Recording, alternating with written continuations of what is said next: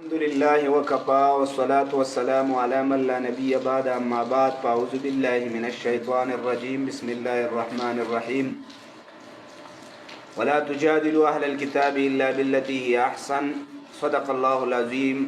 معزز ومكرم ناظرین سامعین، ستاسو په علم کې دا چې زمونږ هر کلیپ په دې کې د دې خبرې اقراري چې دا کلیپ به اخیری او د دې نه پس چې دغه جانب نه زمونږ دا امید دی د هغوی د طرف نه به فون رابطه وشي، خو باوجود د دې هر څه بیا بار بار کلیپونه کوي. نو ما ویل چې دا د دې د شکست غټه نښه ده، ځکه کلیپونو ته هیڅ ضرورت نشته، بس باقي میدان چې پای کې حاضري وکړلی شي او هغه سجاو شي، نو دغه به خلکو ته د دې فایده ډېره د کلیپونو په ځای باندې. فیض الحسین نامې شخص بار بار کلیپونه کوي او په دې تیر کلیپ کې انتهایی خسیس الفاظ او بدزبانی بد اخلاقی کړې ده او بیا زمونږ د جماعت نوم په ډېر توهین آمیز الفاظ سره ذکر کړی دی. زه به دغې په باره کې صرف دا یو خبره وکم، د دیو مثال د وړو کترو دی په توره شپه کې شین اسمان ته غاپي، اگر چې مثال عین ممثل نه په دې دا نه خفه کېږي. او دویم نمبر دیو ته دا خبره کول غواړم چې باقي درې ورځو کې که دننه تاسو موږ سره رابطه وکړه او ترتیب د مناظرې برابر کو، نو موږ ته به پته ولګي چې تاسو په مناظره کولو کې سنجیدی اسې بکواسات اسی انگا بنگا کول ستاسو مقصد نه، اسی اسمان ته روشنايي کالتو سلوزول ستاسو مقصد نه، بلکې تاسو یقیني طور باندې مناظرې ته به تیار یې که تاسو درې ورځو کې موږ سره ترتیب جوړ. باقي بار بار دا وایي چې یاسین د مفتی محمد بلال دیوبندي صاحب نماینده دی او د علامه وحدان صاحب نماینده نه دی. نو صاحب دا تا ته چا ویلي؟ دا ته زما نه تپوس وکړه، زه د دواړو طرف نه نماینده مقرر شوی ومه، بلکې د دریم د شیر اشاد فخر اشاد فخر باجوړ مولانا جنت ګل صاحب د هغوی د طرف نه ما ته نمایندګي حواله شوې ده چې هغوی کوم کلیپ کړی دی. نو دا خو نه د مثال په طور زه من وجه د یو طرف نه نماینده من وجه د بل د طرف نه جهتونه دا مختلف شي، نو بیا حیثیتونه مختلف کیږي، حکم مختلف راځي هغې ته. دا خبره ستا بې زیاده. بیا دا وایي چې یاسین بار بار دا وایي چې هغه وتښتېدو، څنګه چې مفتی محمد بلال دیوبندي صاحب وتښتېد، نماینده متښتېدو. لعنت الله علی الکاذبین. دا خو ستاسو کار دی چې دروغ ویل، فراډ، دوکا، دا ستاسو طبیعت ثاني دی، دې نه تاسو مجبوره یې، هر څه برو عادت نه برو. دې کې ما مخکې کلیپ کې وضاحت وکړو چې تیښته زموږ کار نه دی، بلکې هغه جمعرات جمعه ورځ چې مقرر شوي وه، نو قاري طیب الرحمن صاحب چې زه وروسته سوچ کوم، بیا ویل د اختر نه پس به شي. ما ویل ټیک ده.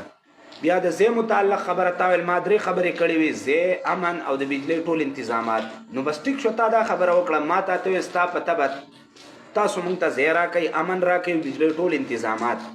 خو دا مې درته وویله چې پېښور مردان دغلته د مفتي صاحب محترم مجبوري ده، نشي درتلی، او دا ستاسو ترتیب را روان دی. کوم ځای کې به تاسو موږ ته ویل چې دلته موږ له ځای مه راکوئ، بل ځای راکوئ، موږ به تاسو ته درکوو. د علامه وحید الله وحدان صاحب سره چې کوم مناظرې شوي، تاسو ویل سوات ته موږ نشو درتلی، بټخیله کې ځای راکوئ، موږ به دله ځای درکړو، داسې موږ هم تاسو ته وایو. دا ترتیب را روان دی. باقي دا وایي چې علامه وحید الله وحدان صاحب ته وایي چې ته خو دفاع د مفتی محمد بلال دیوبندي صاحب کې، خو ستا او د هغه په خبرو کې تضاد دی. زه هم تضاد نشته دی، تا له تناقض او تضاد تعریف هم نه درځي. صاحب ګوره هغه جمعیت علماء اسلام دا ویلی و، موږ د هغې بار بار وضاحت وکړو چې ولیل اکثر حکم الکل، خو تاسو علم کړی نه دی، نو تاسو پوهه کول دا ډېر ګران کار دی. اوس یو طالبي څه درجې ویلی یا عالم نو معمولي په یو اشاره هم پوهېږي، خو تاسو په اشاراتو نه پوهېږئ، بلکې که تاسو ته موږ په یو خبره تصریح وکړو، په یو ځل نه 10 پیرې وکړو، بیا هم تاسو نه پوهېږئ. زه وایم چې په دې دور کې په علماو کې چې ځان ته عالم وایي، د ټولو نه لوی اجهل الناس سي، نو هغه به ستاسو ګروپ وي، په دې به تاسو خفه کېږئ. ما ستاسو دا ټولګی دی، په خبره تاسو بالکل نه پوهېږئ. زه یم کېدی شي ستاسو دماغ نه، خو عقل او شعور هم بالکل ختم شوی دی. علم خو پرېږده، علم خو در کناره، خو بالکل به تاسو کې نشته. بیا دا وایي چې موږ دا ویل چې ګوره جمعیت علماء اسلام کې موږ کم خلک الو چې ستاسو ملګري، ستاسو مؤیدین، ستاسو تصدیق کوونکي هغه موږ اخلو، هغه اکثر نو په دې وجه باندې، او بعضې پکې ساکتین او ناغي له موږ دغه حکم ورکړو مجبوري صورت باندې. نور زمونږ مراد دغه خلک نه دی. او باقي چې موږ کومه خبره وکړو د هغې وضاحت به زمونږ نه غواړي. صاحب البیت ادرا بما فیه. موږ درته وضاحت وکړو چې زمونږ مراد څه دي. باقي تاسو په هسې فضولو شیانو پسې نښتي یې، هسې ټیم ضایع کوئ او خلکو له چې کوم دی په سترګو کې شګې ګزارئ. دغه ستاسو عادت دی، بل کار خو ستاسو نشته دی.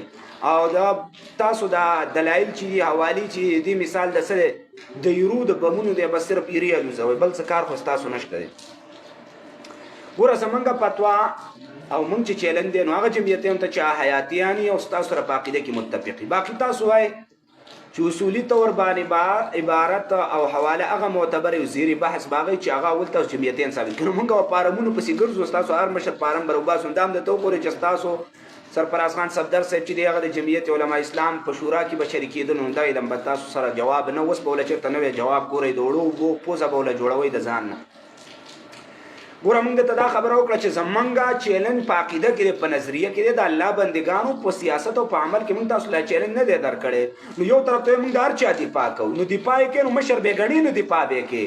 عقیده کې به ورسره ځان متحد او متفق ګڼي نو دفاع به یې کوې. ته سیپیان نه ولې دغه دفاع نه کوې؟ نو چې نه کې مطلب هغه عقیده کې ته د هغوی سره نه یې ملګری. نو چې په عقیده کې د سره ملګری شو نو اصولي طور خامخا ته ځان ته مناظر یې، دغه طرف نه به ته دفاع کې. عقیده خو ستا د هغوی سره یو ده که نه. باقي زه وایم که په تاسو کې انسانیت دي او علمیت دي نه پس به دا خبره دهراو نه کوي. بس که جمعیت حیاتي کوم د هغې به تاسو نفس جواب کوئ. بس دې خبرې ته باقي ضرورت نشته چې بار بار تاسو دا دهراوئ او په دې باندې ځان خلاصوئ په دې خبره باندې. او بله دا خبره کوي چې تاسو چې څنګه موږ په آیت النبی مناظره کې صلی الله علیه وسلم په هغې کې موږ وویل چې ستاسو مشر نیلوي صاحب هغه نبوت درو د پاره صفت وي، په لحاظه دا ختم نبوت نه کوي. او بیا څه زموږ مشرانو عبارتونو کې چې کم راغلي نو وایي د هغې مقصد جدا دی. باو که تجربه باید دا خبرې به تاسو بار بار کوئ انشاءالله په پوزو کې او علمي طور تاسو نه موږ چې کوم دی ګوتې درکړي دي. اوس وتی چې دا خبرې به تاسو مخکې کاري. زما مشر چې هغه وایي چې مثال به طور عذاب صرف روح لره دی، هغه خو د بدن نه انکار نه کوي. دا به هم درته وښایو چې دې بدن اصالتا څنګه چې زما مشر خبر را نقل کړې ده هغسې به درته انشاءالله ثابتون. خو بیا به په دې کې بیا قچون چرا کې خوا دې خوا به کې ځان به وباسي راوباسي. ستا خو بل کار نشته دی، بس ځان خلاصول. هغه مولایو پیرا خلکو ته مسلې کولې چې اودسماتې به قبلې په طرف باندې نه کې او بیا په خپله کېناستو نو بیا ویل چې ما خو د علی تناسل مخه بل طرف ته کړې. نو تاسو هم دغه مثال دی، بل څه کار خو ستاسو نشته دی. بس زموږ مقصد دا، ستا مقصد دا. زموږ مقصد شراب به ته اوس کې مثال به ته او ما خو د دغه په نیت باندې څکړي د کوپر یو کار به ته وکړې، ما خو دا مقصد نه و. دا مقصد خو نو داسې خو ابو جهل هم وایي چې زما مقصد د دې نه دا نه و چې زه بت ته سجده کوم، زما د دې دا مقصد نه و. ظاهر فتوا چې لګي نو دا په ظاهر باندې لګي. نو ته چې خپل مشر له تاویل کې زه نشم کولی اصولي طور باندې والله په بالله تاسو هغه ورځ نه شکست خوړلی کومه ورځ نه چې تاسو فتوی شروع کړي. او انشاءالله دا به هم ته در وښیم چې اصالتا نبوت درو صفت دی. بس خبره ختمه شوه. خو زما مشر ویلي دی کوم ځای کې ویلي چې مطلب د جسد نه دی صفت. دا خو نعوذ بالله د دغې سره ویلی او صفا وایي چې په مرګ سره نبوت نه ځایله کېږي. او دا خو د چا خبرې دي چې څوک یې کوي. خو دا خبرې تاسو ته کول داسې دیوال ته هدایات او هغوی ته چې کوم نصیحتونه کول دي نو جمعیت علما اسلام ته بیا زموږ دا درخواست دی چې دې خلکو ته تاسو لګام واچوئ. دې تاسو ډېر زیات بدنام کړئ او ستاسو دا کم سنجیده علماو د هغوی په پتو باندې چې کوم دی دیو څه ناڅه ونه کړه، څیپ یې ونه کړه، تار کړه، د هغوی ګستاخي وکړه. ستاسو خبرو ته ستاسو مشرانو نظریو ته ډېر غلط هغوی پتوې ته ډېر غلط نسبتونه وکړه چې د اشاعت توحید و سنت په باره کې د هغوی څه نظریه او څه سوچ و هغه دوی ټول هر څه ګډوډ کړه. او راروان نسل دا به د دین هم نور څه وایي چې دا خلک د دوی په تربیت کې نو خپل کشران د داسې خلکو د تربیت نه وساتئ، داسې خلکو د مجالسو نه وساتئ. الله جل جلاله نه دعا ده چې داسې خلکو نظریات پراډونو دوکونه نفس مسلمان په هر ځای کې چې دلته دي که مسافر دي الله یې دې د وسوسو د حربو سازشونو محفوظ وساتي. واخر دعوانا الحمد لله رب العالمین.